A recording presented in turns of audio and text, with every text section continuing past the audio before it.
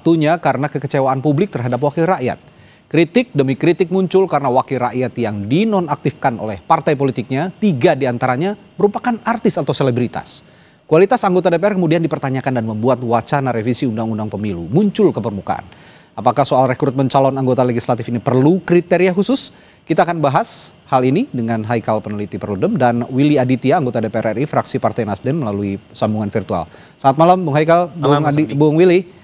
Malam, Mas Adi. Oke, saya ke Bung Willy dulu kalau gitu. Ini partainya juga mewakilkan salah satu artis yang akhirnya juga dinonaktifkan. Bagaimana melihat usul ataupun pandangan dari Prof. Yusril sebagai Menteri Hukum, Bung Willy? Ya, tentu ini harus gayung bersambut ya. It's time to bersih-bersih, tapi ada kata pepatah, Hadi, jangan mengambil keputusan di saat emosi. Oke. Itu yang harus kita jadikan basic ke depan. Saya berulang kali mengatakan keputusan kita harus kita letakkan secara scientific approach on development, on policy. Kenapa? Karena harus ada riset. Ini waktu kita tidak mungkin hanya mengatakan yang sekarang jelek, apakah yang sebelumnya juga nggak jelek. Gini, kalau kita berbicara hanya semata-mata pada satu sisi atau satu variabel, saya mau tanya sama teman-teman, apakah seorang Rieke Diah Pitaloka tidak hebat? Ya, saya sepakat itu. Nah, maka kemudian politik itu punya 2 kaki, apalagi demokrasi. Dalam ranah pemilu, yang pertama adalah selalu berbicara tentang representasi, dia mewakili siapa dan untuk apa. Yang kedua adalah proses pelembagaannya. Nah, kita sedang berbicara apa di sini? Nah, kalau menurut hemat saya sebagai anggota dewan, sebagai bapilu partai, sebagai penggiat partai, yang harus kita lakukan adalah sebuah proses pembaharuan, entah itu namanya transformasi, entah itu namanya reformasi, tapi secara menyeluruh. Semesta politiknya yang harus kita lihat. Jadi saya sepakat ini waktunya, tapi tidak dengan basis emosional. Kenapa? Kita harus berkaca. Dulu kita menolak sistem yang tertutup dan kemudian menggunakan proporsional terbuka ini atas kritik kita pada masa lalu yang sangat limitasi. Ingat itu. Bahkan lagu Iwan Fals masih ingat, Mas Hadi, bahwasanya tidak kenal siapa Pak Wakilnya. Iya kan? Jadi masing-masing, semua teori politik, semua teori sosial politik itu memiliki cacat bawaan. Semuanya. Nah, tinggal adalah yang harus kita lakukan. Menurut hemat saya, 2 hal. Yang pertama adalah scientific approach. Kita harus melakukan riset base yang kemudian berbasiskan dialog, poros keduanya. Harus dialog multi layers. Inilah deliberative democracy. Kita tidak menggunakan lagi Athenian demokrasi. Kalau hanya para filosof yang berdemokrasi, itu Athenian demokrasi. Kalau hanya suara Vox Populi, Vox Dei yang berdemokrasi, itu adalah demonstrasi. Suara Tuhan. Maka kemudian kita harus mencari benang merahnya, bahwasanya deliberative demokrasi itu adalah basisnya dialog, yaitu melibatkan siapa saja, ya political society, civil society, ya state dalam hal ini, dan kelompok-kelompok kepentingan lainnya untuk duduk bersama, karena tidak ada yang sempurna atau paripurna. Ada kelemahannya dan ada kelebihannya semuanya. Saya menangkapnya dari pernyataan Bung Willy ini, selain bukan hanya soal jangan emosional untuk mengambil keputusan, saya melihatnya tidak semua artis, Bung Haikal, tidak semua artis itu punya reputasi yang buruk di politik. Tadi Bung Willy sudah mencontohkan betapa hebatnya Rieke Diah Pitaloka, betapa hebatnya kalau saya melihat ya, ada Nurul Arifin juga di sana yang juga punya kapasitas baik. Desi Ratnasari.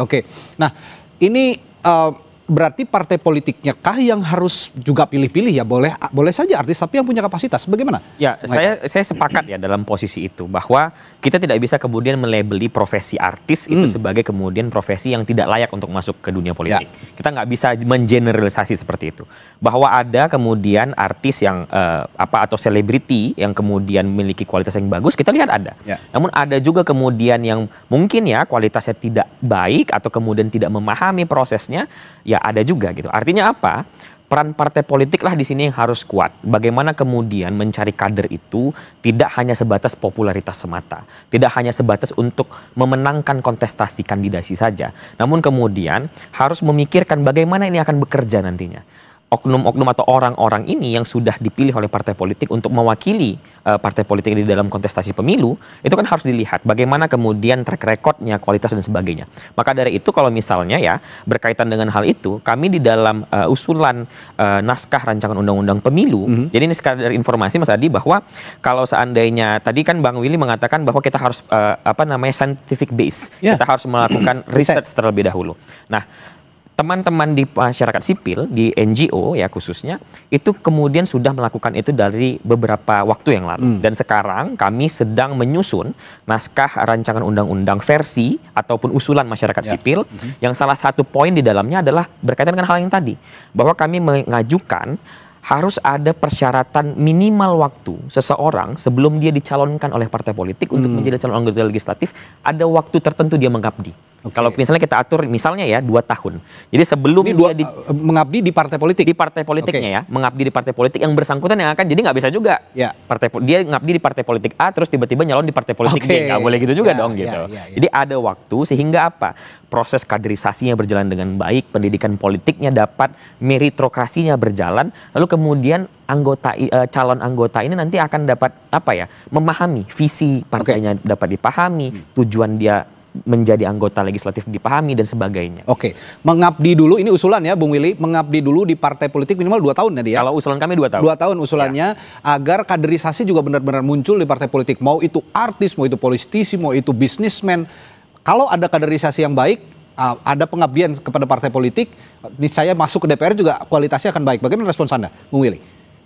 Ya beginilah, yang harus kita lihat secara objektif Mas Hadi adalah semesta politiknya. Toh selama ini itu kan variabel yang sangat prominent dan bahkan determinan itu adalah popular vote ya, popular basisnya. Jadi memang itu selera pasar, suka nggak suka, senang nggak senang. Saya ini kan ya boleh dibilang melakukan kaderisasi pada teman-teman aktivis mahasiswa ya. Tapi itu kan kemudian ketika dilempar ke pasar, ketika dide, nolongso saya jatuh ke dalam air mata saya, nggak dipilih sama orang. Jadi ada realitas itu yang kemudian harus kita pahami, bahwasanya untuk ini kita rubah. Sepakat saya. Siapa sih kalau kita mau tanya hati kecilnya, siapa sih yang nggak menjerit dengan sistem ini? Semua orang menjerit. Itu yang dinamakan aspek pragmatisme itu tadi, Bung Willy? Gini, ada beda oportunis dan pragmatis, itu dua hal yang berbeda. Dalam kontestasi, siapa sih yang nggak ingin menang? Itu aspek pragmatis. Bahkan Tuhan pun tidak mendikotomikan pragmatis dengan idealisme. Tuhan menciptakan tangan kiri dan tangan kanan. Itu jangan salah sesat pikir kita di sana. Jadi pragmatisme dalam kontestasi, tidak ada orang yang tidak pragmatis dalam kontestasi. Semua ingin menang. Maka kemudian kami menawarkan kalau Mas Hadi merujuk kepada risalah hasil Kongres Partai Nasdem itu adalah mix vote. Apa itu? Ada popular vote, ada party list. Ini based on Jerman dan Jepang experience. Nah, ini yang tapi kemudian ini salah satu baru tawaran. Bagaimana caranya kita duduk bersama? Kita nggak boleh melakukan klaim kebenaran sepihak, enggak. Kenapa? Kita harus duduk bersama melihat, karena kita tidak mau terjebak pada rasionalitas ekstrim dan empirisme ekstrim. Nah, kita disinilah peran dialog satu dan lainnya untuk meletakkan, kita lihat apakah ini kan tidak hanya rekrutmen ya, tidak hanya sistem pemilunya. Kita lihat juga aspek penyelenggaraan pemilunya, pelaksana pemilunya, state aktor yang lainnya. Nah, jadi banyak variabel-variabel di sana yang kemudian kita kaji, bahwasanya bertepuk tidak sebelah tangan, Mas Hadi.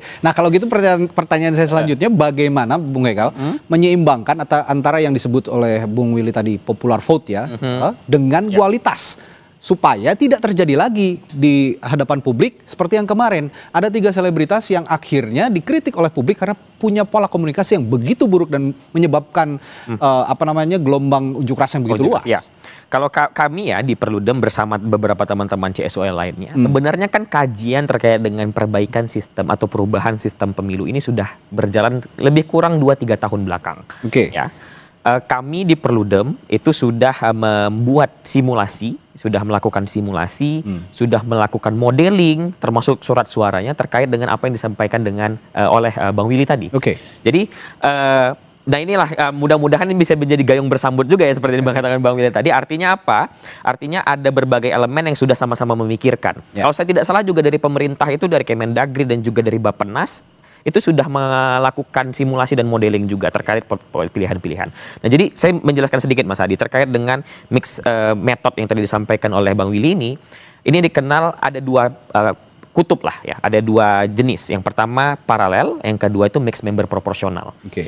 Nah, beratnya itu di satu sisi, yang satu berberat proporsionalitasnya, yang satu sisi dia berjalan bersamaan antara 2 sistem. Oke. Jadi sederhananya sistem ini satu, dia akan memilih wakilnya secara langsung dari partai ya, tentu saja dari partai wakil secara langsung dengan sistem mayoritarian. Jadi satu dapil itu satu wakil. Oke. Dan satu sistem lagi ini akan ada sistem proporsional yang proporsionalnya adalah proporsional tertutup. Jadi partailah yang memiliki kewenangan untuk memilih. Nah, dengan adanya 2 sistem ini, nanti orang-orang yang kemudian punya popularitas tinggi ini ditempatkan di mayoritariannya, sistem mayoritarian. Dan orang-orang yang mungkin championnya partai ya, punya kualitas yang baik namun mungkin popularitasnya tidak begitu tinggi, ditempatkan di sistem yang proporsional tertutupnya. Nah, dengan sistem seperti ini ditambah lagi ya, tentu sistem saja juga tidak mungkin bisa menyelesaikan masalahnya. Tetapi kita harus mengikutkan yang lainnya, seperti tadi saya sampaikan ada syarat yang harus dipenuhi, lalu kemudian termasuk juga demokratisasi partai, ada yang namanya pemilihan pendahuluan misalnya untuk calon anggota legislatifnya. Jadi ada partai itu melakukan pemilunya sendiri gitu loh, untuk menaruh nomor urut. Itulah yang dilakukan oleh negara-negara maju sebenarnya. Benar, seperti apa yang terjadi misalnya di Amerika Serikat ya. gitu kan. Nah, jadi memang kita harus melihat ini ya. Dan inilah kenapa kami sejak awal tahun 2025, sejak rancangan undang-undang pemilu dan undang-undang pilkada itu dimasukkan ke dalam daftar prolegnas prioritas 2025, kami sudah dorong segera dibahas. Karena apa? Karena kita butuh nih waktu untuk mensimulasikannya. Karena itu kan tadi Bang Willy sudah sampaikan, jangan sampai kita hanya berbasis kepada praktik saja atau berbasis kepada teori saja. Kita harus lihat lapangannya seperti apa. Nah, untuk itu makanya kemudian kita memerlukan membahas undang-undang ini sesegera mungkin, agar kita punya waktu untuk mensimulasikannya, melihat mana yang baik dan mana yang buruknya, dan kemudian memilih mana yang terbaik untuk digunakan ke depan. Oke, ini ada juga pernyataan yang menarik dari Prof. Yusril sebagai Menteri Hukum, Bung Willy. Sebetulnya banyak non-selebritas yang punya bakat politik ya, yang di bawah under the radar lah, tidak ada di permukaan, tapi punya bakat. Nah, scouting partai politik sejauh itu sejauh ini sudah mencapai ke orang-orang seperti itu atau belum, Bung Willy? Ya, gini, apa yang dikatakan Prof. Yusril benar, dalam kandidasi semuanya kan kita majukan, tapi jangan kita ujuk-ujuk amnesia, Mas Adi. 2009 itu ketika Pak Mahfud MD jadi ketua MK, dia menggugurkan sebuah tawaran kompromistis dari DPR waktu itu, yaitu 35% BPP. Waktu itu masih hitungannya BPP, bukan sanlak murni seperti sekarang. Itu dibatalkan. Jadi bahwasanya ada proses, ini kan bukan kali pertama ya untuk kemudian eksperimentasi sistem pemilu yang ya kalau boleh kita bilang quote unquote banal, brutal seperti ini ya. Kalau kita mau benar-benar open mind, jujur, objektif, ini kan banal, brutal gitu. Saya secara kepartaian bikin 2 pasca pemilu itu, bikin riset tulisan yang saya publis di dalam saat kongres, yang kemudian bikin dokumentasi filmnya. Bagaimana brutalitas itu saya dokumentasikan semuanya. Bagaimana banalitas itu saya capture dan kemudian dilakukan sebagai sebuah temuan yang ilmiah. Karena apa? Karena kita tidak ingin terjerembab dalam brutalitas dan banalitas seperti ini. Inilah pembelajarannya. Nah, sekarang apa yang ditandaskan oleh Prof. Yusril, orang baik banyak. Tapi kalau orang baik bukan hanya orang baik, ya. Orang berintegritas banyak. Tapi poinnya itu adalah ketika semestanya adalah free fight dan market base, maka kemudian dia kembali ke sana. Maka kemudian ya ini tidak hanya cukup dengan afirmasi. Oke, tapi yang dibilang Haikal tadi, sistemnya akan seperti apa? Ya, tapi kalau memang bicaranya free fight, kalau kita punya sistem pemilu yang sudah dimodifikasi seperti yang dikatakan oleh Bung Haikal, mungkin free fight itu juga bisa diredusir dengan dimasukkannya atau berkompetisinya orang-orang berkualitas di dalam itu. Saya akan minta tanggapan kepada Bung Willy sebentar. Bung Willy, tahan dulu, nanti akan saya tanyakan sesaat lagi di Sapa Indonesia Malam. Tetaplah bersama kami.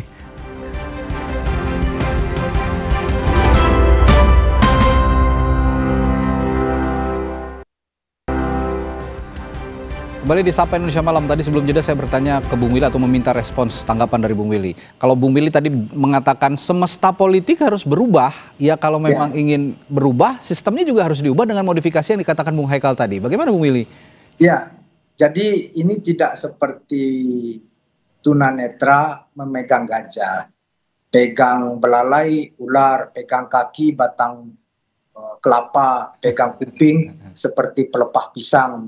Nah, jadi tidak bisa melihat hanya satu variabel. Nah, saya ini momentum untuk kemudian kita periksa secara objektif semuanya, semestanya. Kenapa?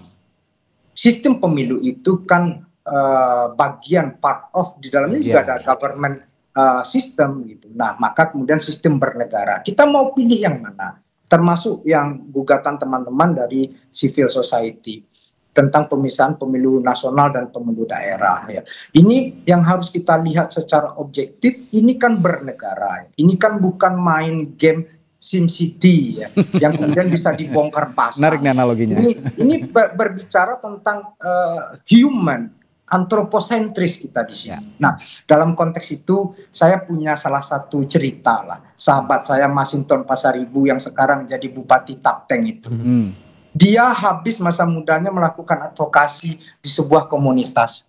Nah, lalu kemudian orang sakit dia urus, orang mati dia urus, orang sekolah dia antar. Tapi ketika hari H, apakah orang pilih dia? Belum tentu. Nah, di sini kita memeriksa tentang patahnya representasi kita. Bagaimana liberal demokrasi itu jantungnya adalah kapital. Di semua negara liberal demokrasi. Nah, tapi di kita apesnya sudah berbiaya mahal, instrumennya money politik lagi.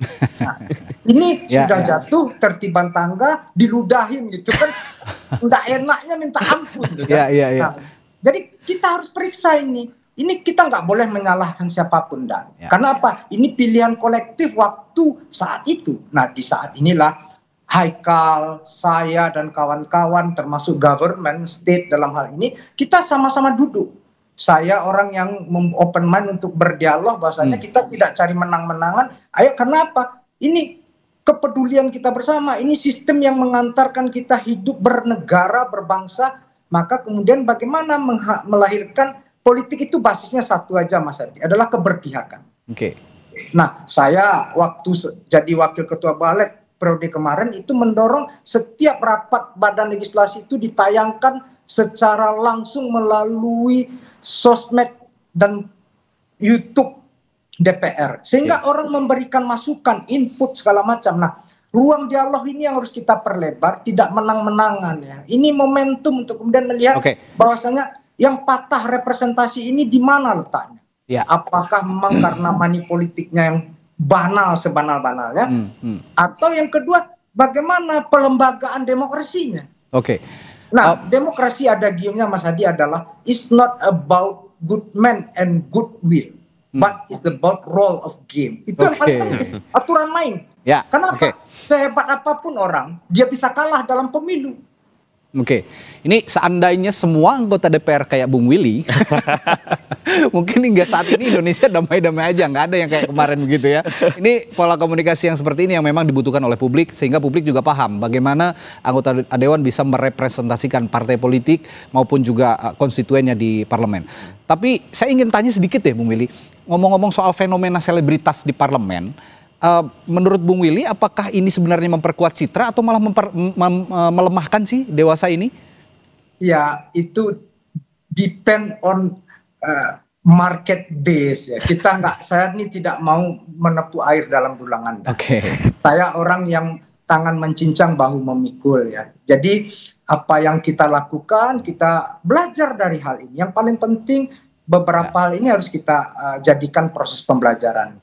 Mas Hadi harus lihat, tanya Bung Haikal itu, bahwasannya beberapa dapil itu ada pesohor idol ya. Itu yang suka nggak suka, senang nggak senang, memang itu taste-nya. Jadi ya, harus diakui itu. Itu benar-benar apa ya? Ya kita aja kita nih ibarat lari pakai mobil Innova, dia sudah pakai Ferrari, gimana komentarnya itu ya, kayak gitu. Nah, jadi kita tidak boleh terjebak pada ekstremitas yang Haikal ingatkan tadi. Ini kita ingat Ronald Reagan ya, dia seorang pesohor ya, tapi dia menjadi presiden yang mengakhiri perang dingin. Dia kan luar biasa. Jadi kita tidak bisa kemudian menghakimi sebuah profesi, latar belakang orang itu. Kalau kata Albert Camus, nggak fair kita ketika mengadili orang dari latar belakangnya, nggak fair. Kalau gitu saya tetap melihat ini sebenarnya peran partai politik dalam membidik atau scouting ya kader-kader, termasuk para artis, para selebritas, siapapun itu. Nah, ibarat bermain bola, kalau scouting itu pelatih kan harus bisa melihat bibit-bibit pemain yang bisa direkrut gitu ya untuk bermain. Nah, ini kalau begitu, kalau melihat peran scouting tadi, apakah cukup sistem undang-undang pemilunya saja yang diubah atau bisa merambah harusnya di undang-undang partai politiknya juga yang harus diperbaiki? Itu yang saya sampaikan tadi, Mas Hadi, bahwa perlu ada demokratisasi di dalam internal partai. Salah satunya misalnya saya contohkan tadi adalah dengan menggunakan sistem preliminary election atau yang disebut dengan pemilu pendahuluan di dalam internal partai untuk mencari mana kader-kader terbaik, mana kader-kader yang kemudian memiliki kualitas, yang kemudian juga dalam satu sisi untuk melihat apakah dia disenangi oleh publik atau tidak. Dan pertanyaan Mas Hadi tadi benar bahwa aspeknya tidak hanya sebatas undang-undang RUU Pemilu saja, tapi juga kepada undang-undang partai politik. Karena ada banyak hal yang kemudian harus kita perbaiki di dalam internal partai politik untuk kemudian bisa menjadi lebih demokratis dan segala macamnya. Jadi memang banyak aspek lah yang harus kita bicarakan di dalam hal ini. Termasuk juga misalnya berkaitan dengan bagaimana kita mengubah pola pikir pemilih kita untuk kemudian tidak hanya sebatas pragmatisme dalam memilih itu hanya sebatas ini aja. Melihat ini yang memberikan uang atau kemudian ini yang terkenal gitu. Nah, ini juga kan sebenarnya kenapa kemudian misalnya dalam konteks yang lain teman-teman Perludem mengusulkan untuk satu, merubah sistem pemilu dan kemudian merubah desain keserentakan. Karena kalau dengan desain yang sekarang dengan pemilu 5 kotak, itu partai politik kalau saya tidak salah di angka 20-an ribu sekian harus mencari kader di satu waktu yang sama. Gitu ya. Nah, kalau seandainya ini bisa diubah, kalau sesuai dengan putusan MK misalnya dengan jarak 2 tahun, ini akan memberikan insentif lah, walaupun mungkin tidak sebesar yang kita bayangkan, tapi ada sedikit insentif partai politik ini bisa untuk kemudian lebih lega, lebih bernafas untuk kemudian melakukan kaderisasi, termasuk scouting yang tadi disampaikan. Nah, kalau begitu melihat kondisi saat ini dan pernyataan usulan dari Prof. Yusril tadi, sejauh mana sih sebenarnya usulan ini bisa terrealisasi sekarang di keadaan seperti saat ini? Nah, ini tergantung sekali dengan political will dari partai yang ada di parlemen dan juga presiden. Kenapa? Karena bagaimanapun pembentuk undang-undang itu kan antara DPR dan juga presiden ya. Artinya apa? Proses kesepakatan politik, proses lobby politik yang terjadi dalam itulah yang kemudian akan menentukan. Kami di luar CSO dalam posisi ini kemudian memberikan masukan. Kenapa kemudian kami memilih untuk lebih dulu menyelesaikan naskah rancangan undang-undang dan juga naskah akademik usulan kami, karena kami ingin ini adalah bahan dialog yang akan dibawa ke pembentuk undang-undang. Artinya apa yang disampaikan Bang Willy tadi bahwa ini akan menjadi dialog, ini yang kemudian kami usahakan. Bagaimana kemudian kami menyerap apa yang disampaikan masyarakat, kami juga melakukan riset, kajian untuk kemudian menyampaikan ini loh, kami punya riset, kami punya usulan. kami punya permintaan sebagai masyarakat, ayo kita diskusikan, ayo kita dialogkan, mana yang akan kita pilih. Kalau gitu terakhir ke Bung Willy, suasana kebatinan di parlemen bagaimana kalau begitu menanggapi usulan dari Prof. Yusril tadi, termasuk Anda juga kan di Komisi 13 ya, ini bermitra dengan Prof. Yusril sebenarnya membahas soal regulasi hukum begitu. Bagaimana? Ya, beda itu nanti prosesnya di Komisi 2 tentang undang-undang pemilu. Memang Prof. Yusril kalau Menko nggak ada mitranya, yang ada Kementerian Teknis dan Sektor. Nah itu, tapi yang ingin saya tandaskan Bung Hadi adalah satu, bahwasanya kalau menurut hemat saya, it's time untuk kemudian dialog untuk belanja masalah dan riset. Saya pernah mengusulkan kedua institusi mahasiswa, yang pertama ILMISPI, organisasi Himpunan Mahasiswa Fisik Indonesia, yang kedua ISMAHI, untuk kemudian apa? Setahun ini isi dari skripsi mereka itu tentang sistem politik kita. Di dalamnya ada pemilu, ada partai politik, ada representasi. Dan yang kedua, melibatkan banyak hal. Tidak hanya CSO dari Perludem dan kawan-kawan, tapi juga kampus. Jadi kita benar-benar ini bukan bukan bongkar pasang. Jadi kalau kita, ini kan hajat hidup kita bersama. Jadi saran kami untuk kemudian ini tidak hanya menang-menangan, apalagi Pak Prabowo punya political will yang kuat, pemerintah dan DPR juga ini itu pemilu masih 2029, masih jauh. Jadi justru karena masih jauh nih harus dari sekarang Bung Willy. Saran saya belanja masalah riset, guys. Jadi kita dialog sambil sembari riset, dia paralel aja riset, dialog, sehingga kita one by one, step by step untuk menemukan kesepakatannya. Semua akhirnya semua jadi puas gitu ya. Semuanya akan enak langkap enak gitu. Jadi tidak hanya enak di bibir saja, tapi di hati dongkol. Gitu. Jadi enak langkap enak di bibir, enak di hati, dan kita menjalankannya secara bersama-sama. Bahwasanya ini tadi juga apa yang dibilang Bung Haikal, bahwasanya demokrasi yang maju itu tidak hanya bicara political society yang dominan, tapi bagaimana civil society-nya menjadi sangat kuat, sehingga counterpart political society dan civil society itu bisa berdialektika secara sehat. Terakhir ke Bung Haikal, biar nggak omon-omon, jadi kapan langsung ngobrol nih sama teman-teman seperti Bung Willy di ini sayangnya Bang Willy tidak di Komisi 2, jadi kita belum ada ketemu ya Bang Willy ya. Jadi kita berharap ya memang kami melakukan terus berkomunikasi ya dengan Balek, dengan Komisi 2, termasuk juga dengan Kemendagri. Kita berharap ini segera ditunaikan lah. Karena kan dari kemarin kita mengatakan bahwa kita mendengar ya dari internal DPR sendiri, bahkan dari Komisi 2 ataupun Balek, ini masih menunggu bagaimana kemudian ini akan dibicarakan, model cara pembicaraan ini akan seperti apa dan sebagainya. Nah ini yang kita harapkan segeralah dimulai. Kita sudah di bulan ke-9 di tahun 2025. Prolegnas prioritas itu sudah disusun di awal tahun. Artinya ada sekian bulan kita itu belum memulai sama sekali untuk membahas ini secara secara formal di dalam proses pembentukan undang-undang. Meskipun ada dialog di luar, tapi kan belum secara formal. Maka dari itu penting rasanya untuk secepat mungkin kemudian ini dibahas dan juga diproses di dalam proses pembentukan undang-undang. Dan kami dari masyarakat sipil, kami selalu siap untuk berdialog, dan kami sudah menyiapkan yang menjadi kebutuhan untuk dialog itu. Mumpung pemilu juga masih lama. Benar sekali. Ini harus dari sekarang jadi jangan mepet-mepet lagi. Jangan mepet-mepet. Gitu. Nanti kan kalau mepet-mepet alasannya nggak keburu lagi membahas poin-poin yang penting itu tadi. Dan ini momentum karena memang di sisi lain ada tuntutan 17+8 ini yang memang bisa mereformasi semua lini begitu, termasuk tadi kalau kata bahasanya Bung Willy semesta politiknya yang harus diubah.